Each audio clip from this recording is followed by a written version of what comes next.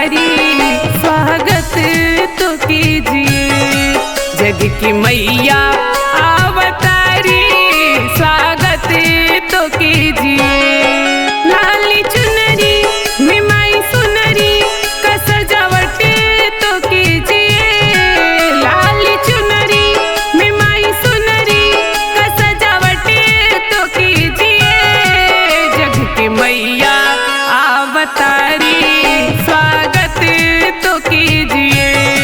जग की मैया अवतारी स्वागत तो कीजिए।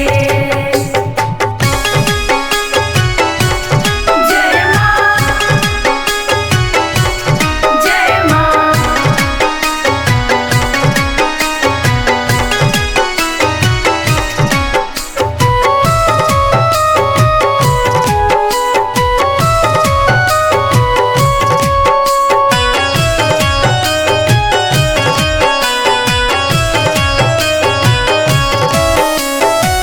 ठाट से पाठ करो मैया भवानी का। कर गुणगान नित्य दुर्गा महारानी का। जय माँ, ठाट से पाठ करो मैया भवानी का। कर गुणगान नित्य दुर्गा महारानी का। दुर्गा महारानी का। दिल की इच्छा मैया जी से चाहत तो कीजिए। दिल की इच्छा मैया जी से चाहत तो कीजिए। जग की मैया अवतारी स्वागत तो कीजिए। जग की मैया अवतारी स्वागत तो कीजिए।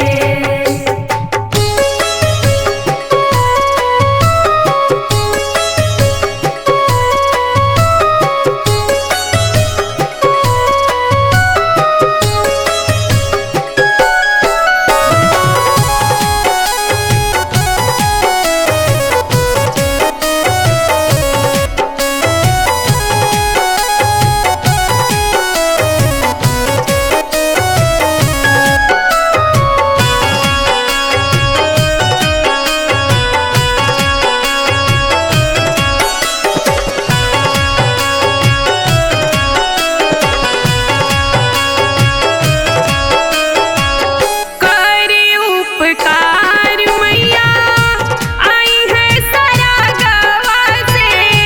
हाथे त्रिशूल चक्र पैठी के बघवा से। जय माँ, करे उपकार मैया आई है सारा गवा से।